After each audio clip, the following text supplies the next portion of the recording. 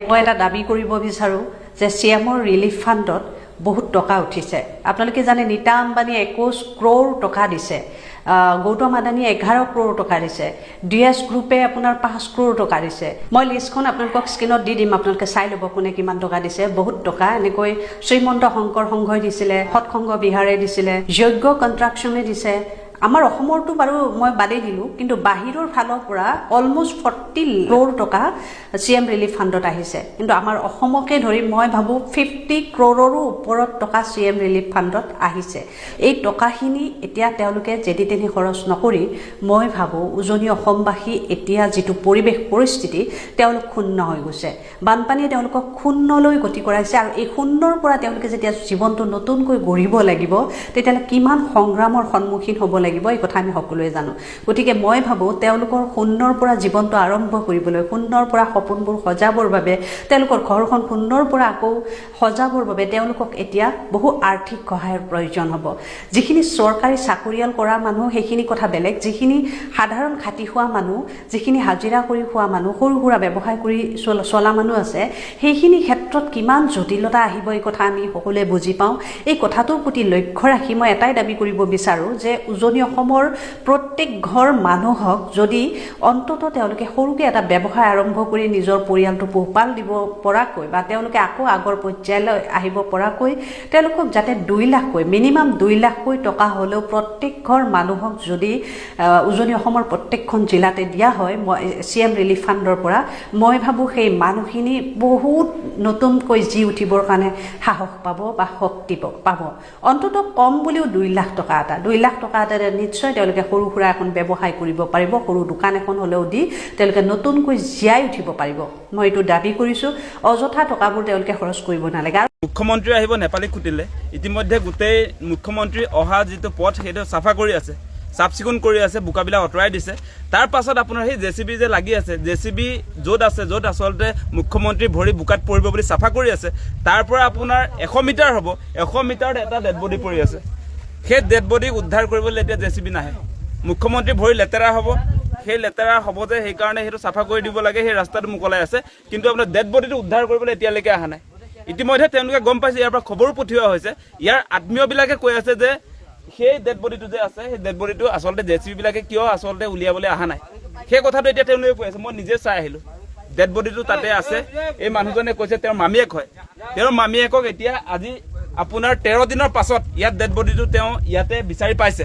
তাৰ পাছতো এতিয়া জেচিবি এখনো আহি এই গোটেইটো জাবৰ দমটো চাফা কৰি ডেড বডিটো উলিয়াই অনাৰ ক্ষেত্ৰত এই ওচৰতে কাম কৰি আছে মুখ্যমন্ত্ৰীৰ কাৰণে। কিন্তু এই ডেড বডিটো এই আত্মীয় মানুহজনক সহায় কৰিবৰ কাৰণে, সেই ডেড বডিটো উলিয়াই আহিবৰ কাৰণে জেচিবি এখনো অহা নাই এতিয়ালৈকে। চাওক আপোনাৰ কেনেকৈ পাইছে এইটো কেনেকৈ পাইছোঁ মানে মইতো বিপদত আছিলোঁ। এতিয়া আহি মেলি ভাগিন এটাই মোক খবৰ দিলে যে বোলে তোমাৰ মামীক পালোঁ, তুমি আহা বুলি ক'লে। সেইটো কাৰণে মই দৌৰি আহিলোঁ। আহি মেলি চাইছোঁ, খালি ভৰিটো দেখি পাইছোঁ, খালি ভৰিটো এনেকৈ হাতটো দি মেলি এনেকৈ ভৰিটো উলিয়াই চাইছোঁ, এনেকৈ চাইছোঁ, আৰু ভিতৰত হাত ভৰাই চাইছোঁ, চেহেৰাটো দেখি পালোঁ, সেইটো মোৰে মামী হয়।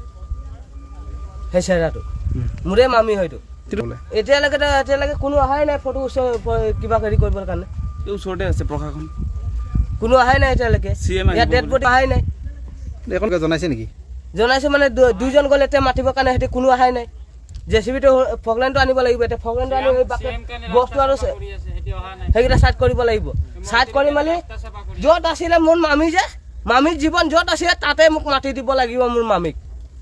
মই আগে কৈ দিছোঁ, মামীৰ ঘৰ য'ত আছে তাতে মোক মাতি দিব লাগিব মোৰ মামীক। মই সেইটো একো নাজানো। মই দাদা কি হ'ব? ডেড বডি সি দিব নেকি? জীয়া মানুহ দিব নেকি? দিব নি জীয়া মানুহ? জীয়া মানুহ কেতিয়াও নিদিয়ে সি। হা এতিয়া মই এতিয়া সৰু ল'ৰা 2টা বিচাৰিম, দিব আপোনালোকে? নোৱাৰে আপোনালোকে দিবলৈ। হা ইমান ডাঙৰ কাণ্ড হৈ গৈছে ইয়াত। কেইটা ডেড বডি গৈছে ইয়াৰ পৰা? হা বাবু ঘৰত গৈছে 2টা, আমাৰ ঘৰত গৈছে 1টা, আকৌ সেইপিনে ভিতৰ পিনে কিমান গৈছে সেইখিনি এতিয়ালৈকে নামেই পোৱা নাই। হা এতিয়া এই ডেড বডিটো পাইছোঁ, এই ডেড বডিটোক উলিয়াই দিবলৈ ব্যৱস্থা কৰিব লাগে। এই ডেড বডি উলিয়াই মেলি এই ইয়াত আনিব লাগিব ঘৰৰ। বন্ধুসকল, মই এতিয়া আকাশ দৌলেৰ ভিডিঅ'টো দেখিলোঁ। তেওঁ ক'লে যে নাতিদূৰত চিফ মিনিষ্টাৰ আহিব, চিফ মিনিষ্টাৰ আহিবৰ কাৰণে গোটেই বোকা চোকা উঠাই ৰাস্তা ঠিক কৰি আছে আৰু ইফালে ডেড বডি এটা পৰি আছে, ডেড বডিটো ওলাইছে, তালৈ কিন্তু ডেড বডিটো উদ্ধাৰ কৰিবলৈ কোনো যোৱা নাই। মই এটা আপোনালোকক চিম্পুল কথা কওঁ, এইটো আপোনাৰ 26/11 নহয়, 26/11 মুম্বাই এটেক যোনটো হৈছিলে, টেৰৰিষ্ট এটেক হৈছিলে নহয়, মুম্বাই এটেক টেৰৰিষ্ট এটেক যেতিয়া হৈছিলে তেতিয়া কংগ্ৰেছ চৰকাৰ আছিলে আৰু হোম মিনিষ্টাৰ আছিল শিৱৰাজ পেটেল। চাব দেই, মই ডিফাৰেঞ্চটো কওঁ, মই কংগ্ৰেছী নহয়, কিন্তু কংগ্ৰেছীক আমি ভোট দি পোৱা নাই, আমি AGPৰ মানুহ আছিলোঁ, কোনোদিনা কংগ্ৰেছীক ভোট দি পোৱা নাই, কিন্তু মই নৈতিকতাৰ দিশটোৰ ফালৰ পৰা কওঁ। চাব দেই, আপোনাৰ শিৱৰাজ সিং পাটিলে কি কৰিছিলে, ৰাতিপুৱা এবাৰ ড্ৰেছ পিন্ধি মানে ঘটনাস্থলীলৈ গৈছিলে, বেলেগ এটা ড্ৰেছ পিন্ধি, ধুনীয়া ড্ৰেছ এটা পিন্ধি, নতুন ড্ৰেছ পিন্ধি, আবেলি এটা ড্ৰেছ পিন্ধি বেলেগ ঘটনাস্থলীলৈ গৈছিলে, আকৌ মানে সন্ধিয়া এটা ড্ৰেছ পিন্ধি ঘটনাস্থলীলৈ গৈছে। সেই বস্তুটো টিভিত যেতিয়াই পাব্লিছ হ'ল হোৱাৰ লগে লগে জনসাধাৰণে ক্ৰিটিচাইজ কৰিলে, অপজিশ্যনে ক্ৰিটিচাইজ কৰিলে, লগে লগে শিৱৰাজ পাটিলে ৰিজাইন দিলে ড্ৰেছ চেঞ্জ কৰাৰ কাৰণে, নৈতিকতাৰ দায়িত্ব স্বীকাৰ কৰি, যে তেওঁ ইনচেনচিটিভ। সেইটো আছিল কংগ্ৰেছৰ দিনৰ কথা। আমি কংগ্ৰেছী নহয়, কোনোবাই ভাবিব পাৰে এতিয়া গোবৰ ভক্তই মোক গালি দিব, কংগ্ৰেছী বুলি ক'ব, কিন্তু সেই নৈতিকতাটো আছিলে চৰকাৰখনত। কিন্তু এতিয়া কি হৈছে, চিফ মিনিষ্টাৰ আহিবৰ কাৰণে ৰাস্তা চাফা কৰিছে, কিন্তু সেই ডেড বডিটো উঠাবৰ কাৰণে মানুহ নাই। গতিকে এই বস্তুবোৰ ক্ৰিটিচাইজ কোনে কৰিব? চৰকাৰী নৈতিক দায়িত্ব লৈ এতিয়া মুখ্যমন্ত্ৰীয়ে পদত্যাগ কৰিবনে? কেতিয়াও নকৰে। আপোনাৰ এইটো কিমান চেঞ্চিটিভ ইছ্যু আপুনি ভাবকচোন। লিখি আছো ফেচবুকৰ মজিয়াত কোনোবাই লিখি আছে যে সময় গগৈৰ বাহিৰে বৰ্তমান শিৱসাগৰত যিসকল মানুহে সাহায্য প্ৰদান কৰিবলৈ গৈছে সকলোৱে শ্ব' অফ কৰি আছে। মই তেখেতসকললৈ উদ্দেশ্য কৰি পুনৰবাৰ এটা কথা অনুৰোধ কৰিব খুজিছোঁ, প্লিজ এই সময়ত এনেকুৱা কথাবোৰ নক'ব। সময় গগৈক ভাল নোপোৱা মানুহ হয়তো এসমত নাই, এনেকুৱা এজন মানুহ নাই যি সময় গগৈক ভাল নাপায়, কিন্তু তাৰ অৰ্থ এইটো নহয় যে সময় গগৈক ভাল পায় কাৰণেই বাকীবিলাকক নৎসাত কৰি দিব। আপুনি সময় গগৈক ভাল পায়, ভাল কথা, কিন্তু বাকীবিলাকক নৎসাত কৰি দিয়াৰ মানসিকতা কোনো গুণেই গ্ৰহণযোগ্য নহয়। এই সময়ত অসমৰ ইমূৰৰ পৰা সিমূৰলৈ অজস্ৰ মানুহ আহি শিৱসাগৰবাসীৰ সন্মুখত থিয় দিছে। এই বিপদৰ পৰা কেনেকৈ তেওঁলোকক উদ্ধাৰ কৰিব পাৰি, তেওঁলোকে কেনেকৈ পৰিত্ৰাণ পাব পাৰে, তাৰ বাবে সকলোৱে মাৰ বান্ধি থিয় দিছে। কি শাসক, কি বিৰোধী, কি অসমৰ প্ৰত্যেকজন মানুহেই গৈ এই সময়ত শিৱসাগৰবাসীৰ ওচৰত থিয় দিছে।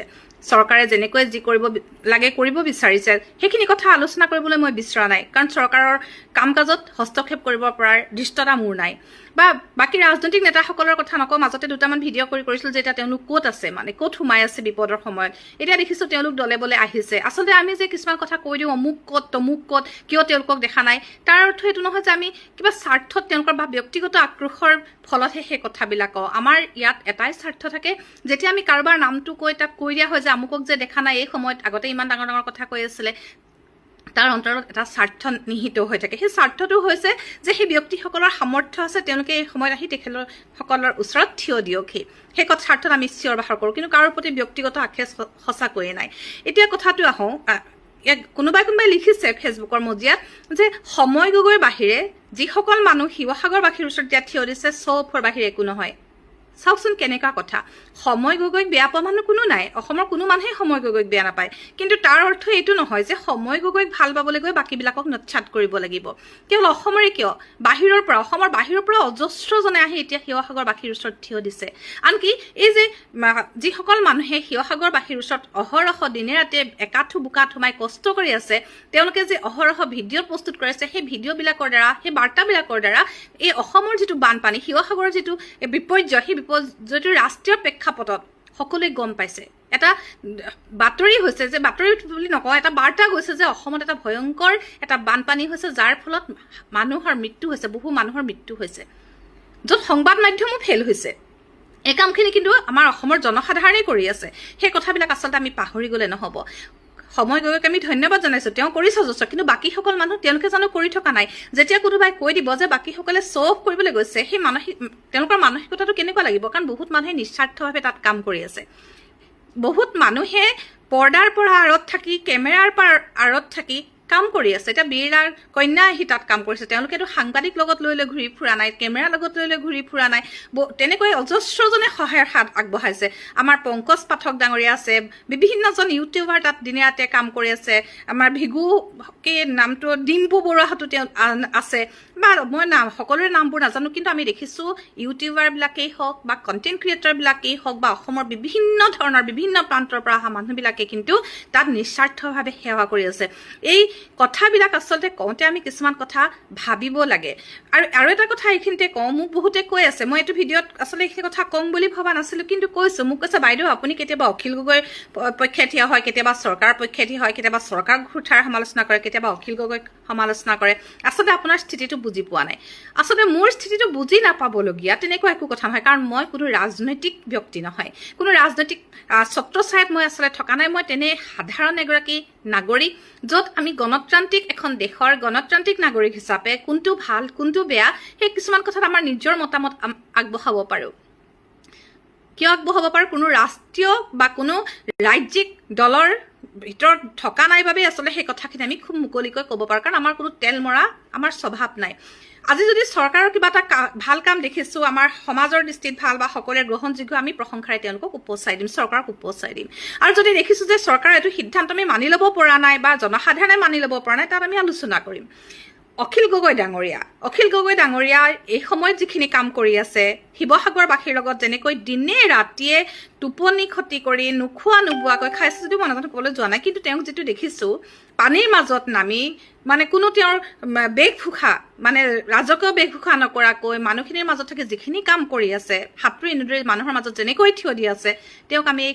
মুহূৰ্তত কেতিয়াও ক'ব নোৱাৰোঁ যে তেওঁ বেয়া কাম কৰি আছে তেওঁক আমি প্ৰশংসা কৰিবই লাগিব তেওঁৰ কষ্টক আমি শ্ৰদ্ধা জনাবই লাগিব কোনোবাই কৈছে নাটক কৰিছে কোনোবাই কৈছে মানে এইবিলাক ৰাজনীতি কৰিছে কৰকচোন কোনোবাই যদি ৰাজনীতি কৰিছে কোনোবাই যদি নাটক কৰিছে তাৰ ফলত যদি কোনোবা কেইজনমানে মানে সহায় পাইছে তাতনো কাৰ কি আপত্তিটো আছে আপোনালোকে সকলোৱে নাটকৰ কাকতো এইটো কথা মই আচলতে ভিডিঅ' এটাত প্ৰস্তুত কৰিছোঁ অখিল গগৈকো মই সমালোচনা কৰিছোঁ আগলৈ কৰিম যদিহে আকৌ দেখোঁ কোনোবা মহিলাক বা কাৰোবাক বুকুলৈ টানি আনি চুমা এটা খায় তাত আকৌ ক্ষুদ্ধাৰ সমালোচনা কৰিম আকৌ যদি আমি তেনেকুৱা কিছুমান দৃষ্টিগত কিছুমান কথা দেখোঁ বা শুনো তেওঁৰ কিছুমান অদ্ভুত আচৰণৰ কথা দেখোঁ আমি তেতিয়াও আলোচনা কৰিম কিন্তু এতিয়া যিখিনি কৰিছে আমি কিয় আলোচনা কৰিম আমি প্ৰশংসা কৰিম যিজনে ভাল কাম কৰিছে আমি তেওঁক প্ৰশংসাৰে উপচাই দিম যিজনে বেয়া কাম কৰিছে তেওঁক আমি সমালোচনাই ক্ষুদ্ধাৰ সমালোচনা কৰিম আজি মুখ্যমন্ত্ৰী মহোদয় কেতিয়াবা কিছুমান কথা অনুৰোধ কৰোঁ কিছুমান কথাত সমালোচনা কৰোঁ কিন্তু সকলো কথাততো আমি তেওঁক সমালোচনা কৰিব তেওঁ যিখিনি কাম কৰিছে যিখিনি ভাল কাম কৰে সেইখিনি কথাততো আমি তেওঁক সমালোচনা কৰিব নোৱাৰোঁ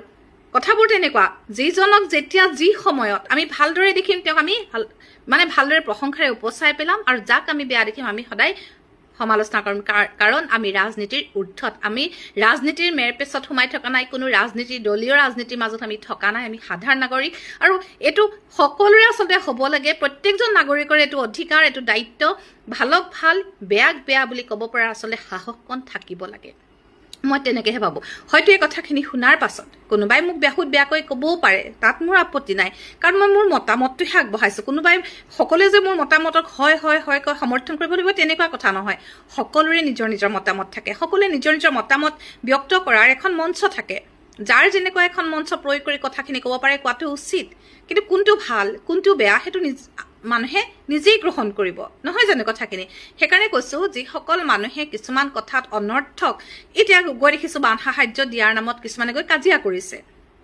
কাজিয়া কৰাটো সেইদিনা দুগৰাকী মহিলা দেখিছোঁ তুলপাৰ কাজিয়া ফেচবুকৰ মজিয়াটো ফালি আছে আচলতে এই কথাবিলাকে আমাৰ এটা বহুত বেয়া বাৰ্তা বাহিৰলৈ লৈ গুচি যায় ফেচবুকখন অকল অসমৰ মানুহখিনিৰ মাজতে নাই এটা ইণ্টাৰনেশ্যনেল প্লেটফৰ্মত ফেচবুক চলি আছে তেনেস্থলত আমি যদি কাজিয়াবিলাক কৰোঁ বা দেখাওঁ বাক বিতণ্ডাবিলাক কৰোঁ সেইবিলাক বেলেগ মানুহেও দেখি পায় য'ত এচামে অহৰহ কষ্ট কৰি নিজৰ মানে পৰিশ্ৰম কৰি দিনে নিশাই তাত লাগি আছে সেই শ্ৰমখিনি আচলতে ক'ৰবাত এনেই গুচি যায় য'ত এই কাজিয়া পেচালবিলাক বা এনেকুৱা তুমুল বাক বিতণ্ডাবিলাক যেতিয়া চলি থাকে সেইকাৰণে সকলোলৈকে অনুৰোধ জনাইছোঁ বানপানী যি বিপৰ্যস্ত যি সময় এই সময়খিনি আচলতে কোনো ৰাজনীতিৰ আওতালৈ আনিব নালাগে আৰু ৰাজনৈতিক নেতাসকলেও ইজনে সিজনলৈ বোকা ছিটোৱা ৰাজনীতি কৰাতকৈ কেনেকৈ মানুহখিনি উদ্ধাৰ কৰিব পাৰি ৰাজনীতি কৰিবলৈতো আপোনালোকে বহুত সময় পাব এই সময়খিনি পাৰ হোৱা যোৱাৰ পাছত শিৱসাগৰবাসী এটা স্থিতি লোৱাৰ পাছত ৰাজনীতি কিমান কৰে আপোনালোকে কৰি থাকিব আৰু 5 বছৰ অজস্ৰ সময় আছে ৰাজনীতি কৰিবৰ কাৰণে ইজনে সিজনক বোকা চিটোৱা ইজনে সিজনক গালি পৰা ইজনে সিজনৰ আপোনালোকৰ কিবা দুখ খুচৰি থকা অজস্ৰ সময় পাব সেইখিনি সময়ত আপোনালোকে কৰিব কিন্তু এতিয়া একমাত্ৰ লক্ষ্য আৰু উদ্দেশ্য হ'ল শিৱসাগৰবাসীয়ে কেনেকৈ সেই সময়খিনিৰ পৰা পৰিত্ৰাণ পায় শিৱসাগৰবাসীয়ে কেনেকৈ এটা জীৱন অতিবাহিত কৰিবৰ পৰাৰ পথ দেখা পায় তেওঁলোকে কেনেকৈ স্বাভাৱিক জীৱন যাত্ৰালৈ আচলতে ঘূৰি আহিব পাৰে সেইখিনি কথাহে আটাইতকৈ দৰকাৰ আৰু আমি সকলোকে যিসকলে তাত অহৰহ কষ্ট কৰি আছে কিছুমানে টকা পইচা দি সহায় কৰিব পৰা নাই বস্তু বাহানি দি সহায় কৰিব পৰা নাই কিন্তু তেওঁলোকে শ্ৰমদান কৰি আছে আমি যুৱকসকলক দেখিছোঁ অসমৰ ইমূৰৰ পৰা সিমূৰলৈ বহুত যুৱকে গৈ তাত শাৰীৰিক শ্ৰমদান কৰিছে সেইটো কম কথা নেকি বাৰু ভাবকচোন তেওঁলোকৰ কি স্বাৰ্থটো জড়িত হৈছে তেওঁলোকেতো সাংবাদিক লৈ ঘূৰি ফুৰা নাই কেমেৰা লৈ ঘূৰি ফুৰা নাই কিন্তু তেওঁলোকে কি কৰিছে হাতত কোৰ লৈ তেওঁলোকে কি পলকবিলাক টানি আছে মানুহৰ ঘৰ সজা কামত সহায় কৰি দিছে বিভিন্ন কাম তেওঁলোকে কৰি আছে সেইবিলাক মানুহৰ মনত আঘাত দিয়াৰ অধিকাৰ আচলতে আমাৰ নাই পাৰো যদি আমি মানুহক প্ৰশংসা কৰিব লাগে আমি তেওঁলোকৰ কামত অনুপ্ৰেৰণাৰ হৈ আমি থিয় দিব লাগে কিন্তু তেওঁলোকে শ্ব' অফ কৰিছে তেওঁলোকে নিজৰ স্বাৰ্থৰ কাৰণে কৰিছে এনেকুৱা কথাবিলাক কৈ আচলতে নিজেই নিজৰ ফেচবুকত সেই কথাবিলাক কৈ ভিউজ লাইক গোটোৱাৰ আচলতে এটাহে মানসিকতাহে যেন লাগে আনক ক'বলৈ যোৱাৰ আগত আচলতে আমি নিজক কিছুমান কথা সুধিব লাগে যে আমি কি কৰিছোঁ আমাৰ কৰণীয় কি আমি ঘৰত বহি আমি সমালোচনা কৰি আছোঁ ঘৰত বহি আমি কিবা এনেকুৱা কাম কৰি আছোঁ যিবিলাকে আনৰ মানসিকতাত আঘাত দিছে সেইখিনি কৰিছোঁ নে আমি কিবা নহয় কিবা প্ৰকাৰে একেবাৰে সামান্যতম হ'লেও আমি কাৰোবাক অৰিহণা যোগাব পাৰিছোঁ এই কথাখিনিহে অত্যন্ত দৰকাৰী কথা এইখিনি কথা আপোনালোকৰ সন্মুখলৈ আগবঢ়াই দিলোঁ মই আচলতে কিছুমান কথা বৰ মানে মিহিকৈ ক'ব নাজানো খুব তেলতুল মাৰিও ক'ব নাজানো যিটো কথা মোৰ মনলৈ আহে যিটো মই ভাবোঁ মোৰ কথাখিনি 100% যে সত্য হ'ব লাগিব তেনেকুৱা কথা নাই কোনোবাই মানি নল'বও পাৰে তাত কাৰো আপত্তি নাই কাৰণ সকলোৰে মতামতবোৰ একে নহয় সকলোৰে দৃষ্টিভংগীবোৰ একে নহয় কিন্তু মই মোৰ মতামত ব্যক্ত কৰিলোঁ আপোনালোকে আপোনালোকৰ মতামত নিজৰ মঞ্চত আপোনালোকে ব্যক্ত কৰিব পাৰে তাত কাৰো একো আপত্তি নাই নহয় জানো মই মোৰ এখন গণতান্ত্ৰিক দেশৰ নাগৰিক হিচাপে মই মোৰ মতামতখিনি আগবঢ়াইছোঁ আৰু সকলোলৈ অনুৰোধ জনাইছোঁ আমি সকলোৱে আচলতে এই সময়ত একো কৰিব নোৱাৰিলেও ভগৱানৰ ওচৰত প্ৰাৰ্থনাটো জনাব পাৰোঁ যে শিৱসাগৰবাসীয়ে যাতে এই বিপৰ্যয়ৰ পৰা এই অতি ভয়ংকৰ সময়খিনিৰ পৰা প্ৰত্যাহ্বানমূলক সময়খিনিৰ পৰা পৰিত্ৰাণ পায় ৰাইজ এতিয়াও আমাৰ মাননীয় মুখ্যমন্ত্ৰী ডাঙৰীয়াই এই মগজটো ঠিক হোৱা নাই গম পাইছেনে মানে এই বানপানীৰ মাজতো মানে পলিটিক্স কৰি আছে এতিয়া বদৰুদ্দিন আজমল ডাঙৰীয়াই সেই বানপানীৰ পীড়িত লোকসকলক মানৱতাৰ খাতিৰত তেওঁ সহায় কৰি আছে তেওঁক তাৰে মানুহে সন্মানেৰে সন্মান কৰি তেওঁৰ কাম কাজবিলাক দেখি ভাল লগাৰ কাৰণে তেওঁক আদৰণি জনাইছে তেওঁক চেলেং পিন্ধাইছে তেওঁক গামোচা পিন্ধাইছে তাৰ পিছত আমাৰ মাননীয় মুখ্যমন্ত্ৰী ডাঙৰীয়াৰ চকু জ্বলিছে চকু পুৰিছে গম পাইছেনে নাই চকু পুৰিছে তেওঁ কি কৈছে জানেনে বদৰুদ্দিন আজমল ডাঙৰীয়াই যি কৰক নকৰক তাত বেছি গুৰুত্ব দি লাভ নাই বোলে তাত বেছি গুৰুত্ব দি লাভ নাই আৰু কথা এটা উল্লেখ কৰিছে তেওঁক কোনে চেলেংখন পিন্ধাইছে কোনে চেলেংখন তেওঁক পিন্ধালে সেইটোহে মেইন কথা কিয় দিব লাগে মানে চেলেংখন আৰে ভাই কি কম তেওঁক নিদি পিনে আপোনাক দিম নেকি তেওঁ ৰাইজৰ কাৰণে কি কৰি আছে অসমবাসীয়ে জানে ভাৰতবাসীয়ে জানে তেওঁ ৰাইজৰ কাৰণে কিমান মৰি আছে কিমান টকা নিজস্ব টকা খৰচ কৰি আছে আপুনি দেখা নাই তাৰ পিছতো আপুনি কৈছে যে বদৰুদ্দিন আজমল ডাঙৰীয়াই যি কৰে নকৰক তাত বেছি গুৰুত্ব দি লাভ নাই কিয় নিদিম হে ভাই কিয় নিদিম আমাৰ নিজ চকুৰে দেখি আছোঁ আমি তাৰ ওপৰত কিয় আমি গুৰুত্ব নিদিম সেইকাৰণে অসমবাসী ৰাইজ মই এটা কথা কওঁ দুখৰ সময়ত বুজ লোৱাটোহে আচল প্ৰকৃত মানুহৰ ধৰ্ম দুখৰ সময়ত আপোনাক মাত মাতা আপোনাৰ লগত থকাজনহে প্ৰকৃত বন্ধু সেইকাৰণে কওঁ প্ৰকৃত সময়ত প্ৰকৃত সিদ্ধান্ত লোৱাটো উচিত আমি ইলেকশ্যনৰ সময়ত আমি যি টি মানুহক চিলেক্ট কৰি পিনে আমি ভোটদান দিওঁ সেইটোৰ সময়ত কিছুমানে এটকা দুটকা দিব পাৰে কিন্তু আপুনি মানৱতা চিনি পোৱাত বহুত টান হয় সেইকাৰণে এতিয়া যিসকল ব্যক্তিয়ে তাত মৰা জীয়াকৈ লাগি আছে সেইসকল ব্যক্তিত আপোনালোকৰ মগজত লিখি লওক আপোনালোকৰ হৃদয়ত লিখি থৈ দিয়ক কোনে আছিল আপোনাৰ কাষত, কোনে আছিলে আপোনাৰ বিপদৰ সময়ত থিয় হয়, পাহৰি নাযাব। ভাল হোৱাৰ পিছত গাড়ীয়ে দি এচিৰ ভিতৰত বহি পিনে আপোনালোকক মাত এষাৰ দিব আহিব, পইচা অলপমান দিব আহিব। তাৰপিছত আপোনাৰ মন গলাই দিব, গলি নাযাব। কৈ দিছোঁ ৰাইজ, গলি নাযাব আপোনালোকে। সেনেকুৱা পইচা আপোনালোকৰ কিমান লোকচান হৈছে এতিয়া। ইলেকশ্যনৰ সময়ত 1000 2000 দিয়া বিলোৱা পইচা দি আপোনালোকে গলি নাযাব, কৈ দিছোঁ। এতিয়া যিসকল মানুহে আপোনালোকৰ ওচৰত বিপদৰ সময়ত থিয় দিছে, সেইসকল মানুহকে আপোনালোকে বিচাৰিব লাগিব সময়ত। সেইসকল মানুহক আপোনালোকে মনত ৰাখি থৈ দিয়ক। সেইসকল মানুহে আপোনালোকক আকৌ পুনৰ বিপদ হ'লে মানে সেইসকল মানুহে আহিব।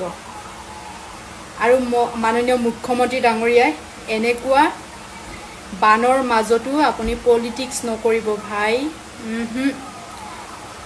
আপুনি এই বানৰ সময়তো পলিটিক্স নকৰিব, পিছত কৰিলেও কৰিব, এতিয়া আপুনি পলিটিক্স নকৰিব। বদৰুদ্দিন আজমল ডাঙৰীয়াই পলিটিক্স কৰি পিনে তাতে সহায় আগবঢ়াই থকা নাই। তেওঁ মানৱতা আছে, তেওঁ মানৱতাৰ খাতিৰত তেওঁ সেই সহায় কৰি আছে মানুহসকলক। তেওঁ নিজৰ পইচা গৈছে, এতিয়া ৰাইজে পইচা দম পইচা তুলি পিনে দিছে কাক? সেইসকল বাসিন্দাক, সেই লোকসকলক সহায় কৰিবৰ কাৰণে আজমল ফাউণ্ডেশ্যনৰ মানুহে পইচা তুলি আনিছে। তাতে হিন্দু মুছলিম বুলিবলৈ আপুনি নানিব। হিন্দু মুছলিমৰ ভেদাভেদটো আৰু নানিব আপুনি। আপোনাৰ বহুত হৈ গ'ল। হিন্দু মুছলিম আৰু ভেদাভেদ নানিব আপুনি। আপুনি ইমান স্বাৰ্থপৰ। আপুনি এজন আমাৰ ৰাজ্যৰ, অসম চৰকাৰৰ, আমাৰ অসমখনৰ আপুনি মূল মানুহ। আপুনি মূল মানুহটোৱে যদি ইমান ঘাটিয়া চিন্তা কৰে, আমাৰ সৰু এই মানুহবিলাকৰ চিন্তাধাৰাবিলাক ইমান বেয়া হ'ব লাগিব, কিমান তললৈ নিজ হাৰকাতলৈ গুচি যাব লাগিবলৈ বেছি টাইম নালাগে। আপোনাৰ ইমান ঘাটিয়া চিন্তাধাৰা, জীৱনত ভবা নাছিল যে আপুনি এনেকুৱা ধৰণৰ চিন্তা কৰিব পাৰে। মুছলমান বুলি আপুনি ইমান টৰ্চাৰ কৰে। অ' মাই গড। ধৰ্মীয় কথা বতৰাৰে মানুহৰ মনত আঘাত কৰা, আৰু দ্বিতীয়তে ধৰ্মক লৈ ৰাজনীতি কৰা। এই কথা বতৰাবোৰৰ ওপৰত আইন আহিব লাগে, আইনী ব্যৱস্থা হ'ব লাগে।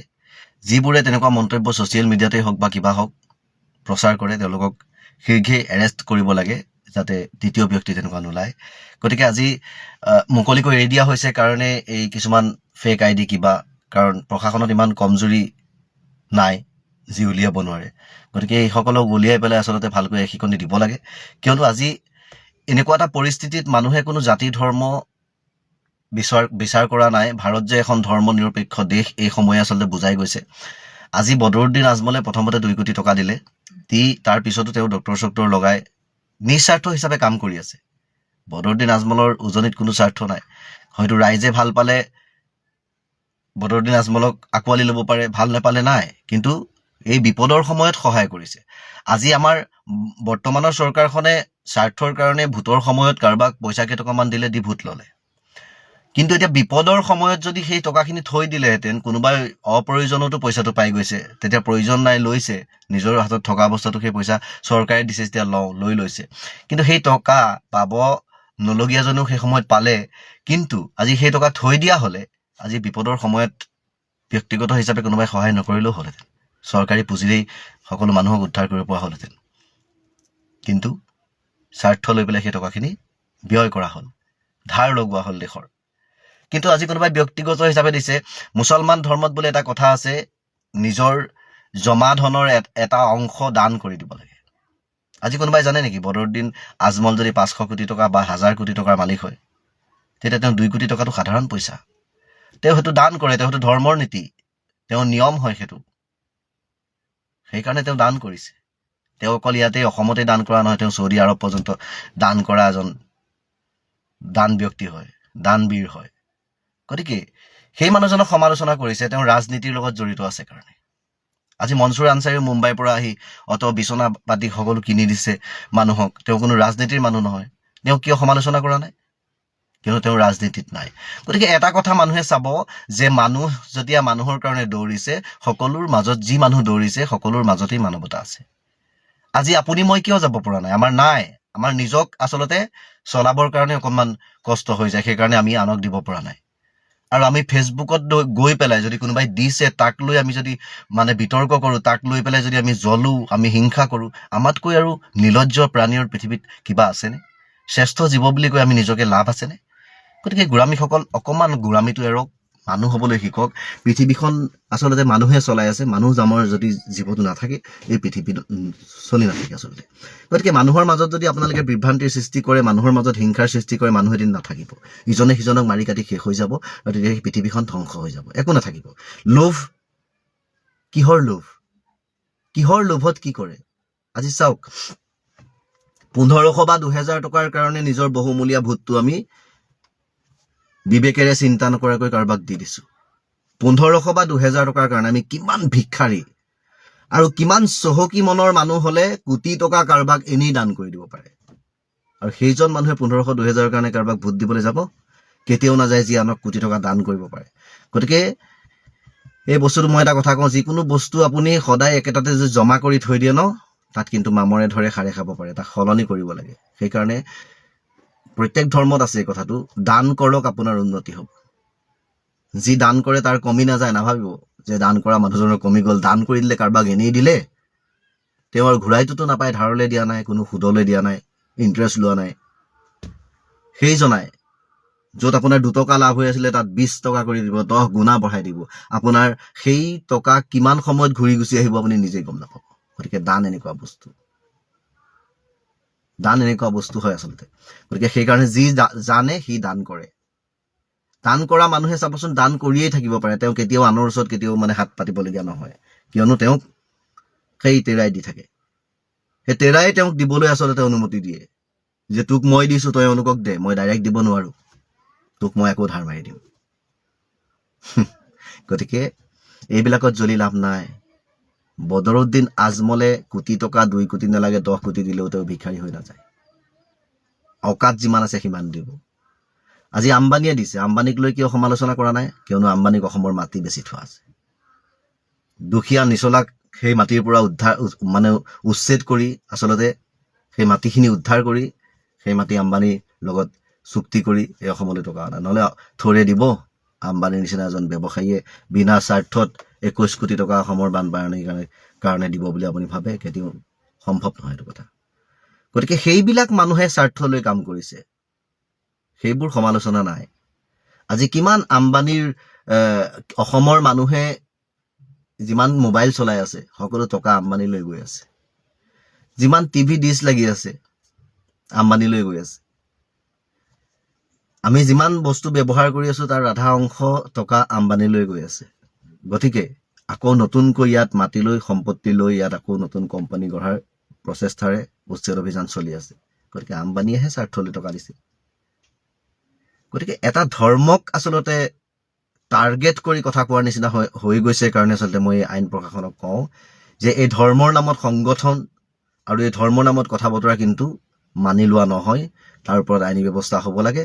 কিয়নো অসম আৰু অসমীয়া, অসম এখন ৰাজ্য হয় আৰু অসমীয়া এটা জাতি হয়।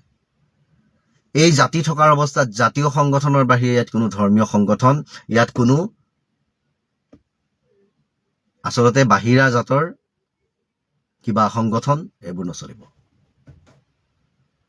অসমীয়া অসমীয়া হৈ জীয়াই থাকিবলৈ দিয়ক, অসমীয়াৰ মাজত মাথো অসমীয়াহে থাকিব। ইয়াত কোনোবা বাঙালী ফেডাৰেশ্যন, বিহাৰী ফেডাৰেশ্যন এইবোৰ আলহী হয়, ইয়াত কোনো তেনেকুৱা ধৰণে দায়িত্ব দিয়াটো ভুল কথা। কিয়নো তেওঁলোকে সংগঠন কৰিবলৈ মন আছে, সংগঠনৰ আগত অসম লাগিব, অসমীয়া লাগিব, কিয়নো এইখন অসম হয়। এইবিলাক কথা বতৰাৰ কাৰণে আচলতে আজি একাংশই সুবিধা পায়। বহুত ডাঙৰ ডাঙৰ কথা বা কোনোবাই নিজৰ টাইটেলটো সলাই পেলাই ফেচবুকত একাউণ্ট এটা খুলি বহুত ডাঙৰ ডাঙৰ মানে পোষ্ট লিখনি, নিজৰ কোনো চেহেৰা নাই। গতিকে এই ফেকবিলাক যাতে বন্ধ হয়, মানুহৰ মাজত যাতে বিভ্ৰান্তিৰ সৃষ্টিটো নহয়। যোনে যাক ভাল পায় তাক বিচাৰিব, আৰু কোনোবাই বিপদৰ সময়ত সকাহ পাইছে, বিপদৰ বন্ধু বুলি কাৰোবাক ভাবিছে। আজি আমি এটা কথা বুজি পাইছো যে বদৰুদ্দিন আজমল বোলা মানুহজনে যদি 5 বছৰৰ কাৰণে অসমখন পাই যায়, তেওঁ হয়তো নিজৰ মানে পুঁজিৰ টকা খৰচ কৰি দিব, কিন্তু অসমৰ ৰাইজক তেওঁ বিপদত পৰিবলৈ নিদিব মই জনাত। কিন্তু তেওঁ দেশখনৰ কাৰণে হয়তো দেশৰ স্বাৰ্থত হয়তো কাম কৰিব। গতিকে সেইমতে ৰাইজে কোনোবাই বিচাৰিবও পাৰে। কাৰোবাৰ মনত ভাল লাগিছে, কোনোবাই বিচাৰিব আমাক একো দিয়া নাই, কিন্তু কাৰোবাক দিছে, আমাৰ দেখি ভাল লাগিছে যে আমি পৰা নাই, তেওঁলোকৰ আছে, তেওঁলোকে দিছে। তাত যদি স্বাৰ্থ বুলি ভাবিছে ৰাইজে স্বাৰ্থলৈ লৈ যাব পাৰে, সেইটো কাৰোবাৰ পকৰ ফাটি লাভ নাই ন। কোনোবাই কাৰোবাৰ পৰা যেতিয়া কিবা এটা সহায় পাইছে, কোনোবাই যেতিয়া কাৰোবাৰ পৰা আশা পাইছে, ভাবিছে যে নিস্বাৰ্থ হিচাপে দিছে, হয়তো তাক কোনোবাই বিচাৰিব পাৰে। তাত কাৰ কি জ্বলিলে, কাৰ কি আহিলে তাত? গতিকে এইবিলাক কথা বতৰা কৰি লাভ নাই। আজি মুখ্যমন্ত্ৰী ডাঙৰীয়াই যেতিয়া আঁচনি দিছিল তেতিয়াও তেওঁক লৈ প্ৰশংসা চলিছিল, টকা পাইছে মানুহে কিবা, তেতিয়া কোনোবাই কিবা কৈছিলে নেকি? নাই কোৱা। গতিকে এইটো ৰাজনীতিৰ সময় নহয়, এইটো ইলেকশ্যনৰ সময় নহয়, এইটো বিপদৰ সময়। এই বিপদৰ সময়ত কোনোবাই সহায় কৰিছে, তাক লৈ সমালোচনা কৰাটো কিমান মূৰ্খামি হ'ব পাৰে। গতিকে এনেকুৱা কথা বতৰাৰ পৰা বিৰত থাকক। বুজি পাইছে মানুহবিলাকে নিশ্চয়, আৰু নিজৰ যিটো আচলতে বিবেক আছে, সেই বিবেকেৰে কথা বতৰা চিন্তা কৰি ক'ব, শুনিবলৈ ভাল লাগিব। আপুনি সহায় কৰিব পৰা নাই, আন এজনে কৰিছে, আৰু আন এজনে যাতে কৰে তেনেকুৱা উৎসাহিত মন্তব্য দিয়ক, যাতে এজনে কৰা দেখি এনেকুৱা মন্তব্য পায়, যাতে আন এজনে সহায় কৰিবৰ কাৰণে মন ভাগি যায়। তেনেকুৱা কথা বতৰা যাতে নকয়। বাহিৰত থকা অসমীয়া মানুহক ক'ব খুজিছো, আচল বিপদ এতিয়া আহি আছে, ঘৰবিলাক মানুহৰ ভাগি গ'ল। মোক কালি হেৰিয়াৰ পৰা 5 লাখ টকা দিবলৈ আহিছে, মালামাল বইজ বুলি চিনেমাখনৰ প্ৰযোজকে, পৰিচালকে আৰু তাৰ কলা কুশলীসকলে। মই তেখেতসকলৰ 5 লাখ টকাটো মই কৈছো যে এইটো মই বেলেগকে বাকচত ৰাখি থ'ম। কেলে এই 5 লাখ টকাটো এতিয়া মই যিটো আৰ্থিক সাহায্য দি আছো তাত খৰচ নকৰো। কেলে হাজাৰ হাজাৰ ঘৰ ভাগি গ'ল, এতিয়া নতুনকে আমি ঘৰ বনাই দিব লাগিব মানুহক। মই সেইকাৰণে অনুৰোধ জনাইছো, মই এটা মডেল উলিয়াইছো, কোনোবা মানুহে যদি কাৰোবাক সহায় কৰিব খোজে 3 লাখ টকাত এটা ধুনীয়া পকা ঘৰ আপোনালোকে ডনেট কৰিব পাৰিব। 3 লাখ টকাত এটা পকা ঘৰ দৰিদ্ৰ বানপীড়িত পৰিয়ালৰ কাৰণে 3 লাখ টকা কোনোবাই খৰচ কৰিব নেকি? 3 লাখ টকা এটা যদি 3 লাখ টকা খৰচ কৰে, তেওঁৰ নামত আমি এটা ঘৰ দিম। তেওঁৰ নামত, সেই মানুহজনৰ নামত সেই দুখীয়া পৰিয়ালটোক আমি এটা ঘৰ দিম। আৰু যদি 3 লাখ টকা খৰচ নকৰে, তাতকে কম খৰচ কৰিব খোজে 20,000 টকা, এটা ঘৰত আমি টিং পাত দিম আৰু পকা খুঁটা দিম।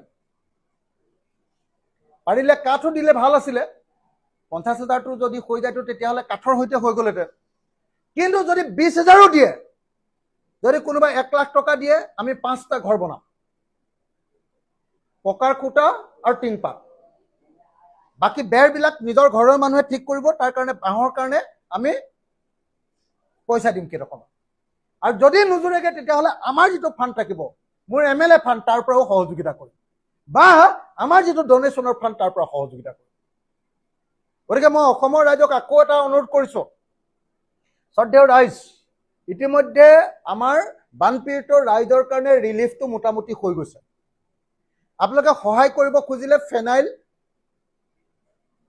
ব্লিচিং পাউডাৰ, চেণ্ডেল, লেপ, তুলি, কম্বল, আঁঠুৱা, বিচনা, ঘৰৰ বস্তু যিবিলাক আচবাব পত্ৰ, বাচন বৰ্তন, এইবিলাক সহায় কৰিব পাৰে, 1 নম্বৰ কথা।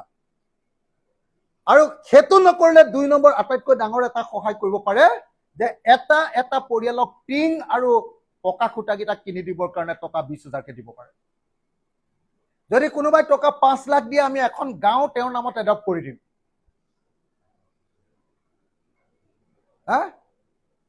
5 লাখ টকাত তেওঁৰ নামত এটা গাঁও এডপ্ট কৰি দিম, 25টা ঘৰ তেওঁৰ নামত গাঁও এখন এডপ্ট কৰি দিম। কোনোবাই দিব নেকি? আৰু যদি কোনোবাই ভাবে যে নহয় মই ইমান সস্তীয়া ঘৰ নিদিওঁ, অলপ ভাল ঘৰ এটা দিম, আমি এটা ধুনীয়াকৈ ইঞ্জিনিয়াৰৰ জৰিয়তে ড্ৰয়িং এটা কৰাইছোঁ, কোনটোত কিমান খৰচ পৰিব, ঘৰটো বৰ ধুনীয়া, আমাৰ PMAY ঘৰটোতকৈ বহুত ধুনীয়া ঘৰ এটা ড্ৰয়িং কৰাইছোঁ। আৰু যদি কোনোবাই 3 লাখ টকা দিব খোজে, সেই 3 লাখ টকাটোৱে দুখীয়া মানুহৰ ঘৰটো আপুনি বনাই দিব পাৰিব। অসমত মই ভাবোঁ যে এনেকুৱা বহুত মহানুভৱ আছে।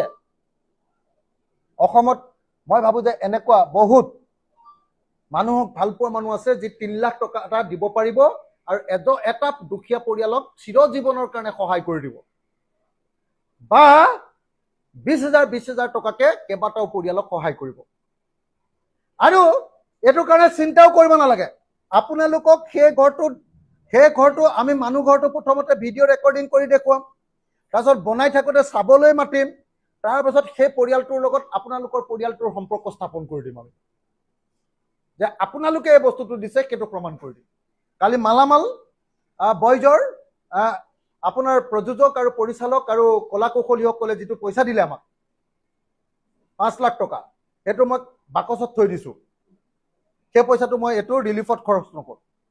সেইটো পইচাৰে মই 20,000কে 25টা পৰিয়ালক 20,000 টকাকে 25টা পৰিয়ালক এখন গাঁৱত এডপ্ট কৰি দিম। আৰু তেখেতসকলেও এইটো ভাল পাইছে। আপোনালোকে কৰিব পাৰে আৰু আপোনালোকে আহি নিজে গাঁওখন চাবহি পাৰিব, সেই পৰিয়ালকেইটাৰ লগত বহিব পাৰিব, সেই পৰিয়ালকেইটাৰ লগত এসাঁজ একেলগতে ভাত খাব পাৰিব। যোনে যোনে এই সুযোগটো ল'ব খোজে, যোনে যোনে এই মহানুভৱত্ব প্ৰকাশ কৰিব খোজে, মই সকলোকে এই মহানুভৱত্ব প্ৰকাশ কৰিবৰ কাৰণে অনুৰোধ জনালোঁ। সামাজিক মাধ্যমৰ ৰাতুল কলিতা নামৰ পাখণ্ডৰ এটাই বৰ্তমান যি বান বিধ্বস্ত আমাৰ অসমৰ লগতে শিৱসাগৰ চৰাইদেউক যি বিধ্বস্ত কৰিলে, তাত সহায় আগবঢ়োৱা বৰদনী আজমলৰ ওপৰত তেওঁ বিৰূপ মন্তব্য প্ৰকাশ কৰিছে। কিন্তু তাতকৈ এপোচ চৰাইগৈ তেওঁ সামাজিক মাধ্যমত লিখিছে, যদি আমাৰ মিয়া ধুনীয়া ছোৱালীবিলাকক যদি তেওঁলোকে অসমীয়া যুৱকসকলৰ লগত যদি ৰাতি যাপন কৰিব দিয়ে, তেতিয়াহ'লে তেওঁ আজমল চাহাবক তেওঁলোকে ছাপোৰ্ট কৰিব। এটা নিৰ্লজ্জ মন্তব্য আৰু মহিলাসকলক চূড়ান্ত অপমান কৰা এটা বাক্য তেওঁ কৈছে। আৰু এই ক্ষেত্ৰত চৰকাৰক আমি ক'বলৈ বিচাৰোঁ, সামাজিক মাধ্যমত সৰু কবিতা এটা লিখিলেও যেতিয়া মানুহক গ্ৰেপ্তাৰ কৰি জেল হাজতলৈ প্ৰেৰণ কৰিব পাৰে, কিন্তু এনেকুৱা সাম্প্ৰতিক মন্তব্য কৰা ব্যক্তিবিলাকক এতিয়ালৈকে কিয় তেওঁলোকে গ্ৰেপ্তাৰ কৰা নাই? তেওঁলোকে তেনেকুৱা সামাজিক মাধ্যমত যিখিনি পোষ্ট দিছে, সেই পোষ্টবিলাকত আপোনালোকে আমি এতিয়া গাঁঠি দিছোঁ। সেইকাৰণে আমি শিৱসাগৰ সদৰ থানাত উজনি অসম তৈল মুছলিম পৰিষদৰ পৰা তেওঁক আমি আজি এজাহাৰ দিছোঁ। আৰু শিৱসাগৰ আৰক্ষী প্ৰশাসনক আমি অনুৰোধ জনাম, অনতিপলমে তেওঁক গ্ৰেপ্তাৰ কৰি আইনী আঁতৰত আনি পেলাই তেওঁক জেল হাজতলৈ প্ৰেৰণ কৰক আৰু এনেকুৱাকৈ ধাৰা লগাওক যাতে ভৱিষ্যতে এনেকুৱা কোনো কাৰ্য কৰিবলৈ তেওঁ হাজাৰ বাৰ ভাবিবলৈ বাধ্য হয়।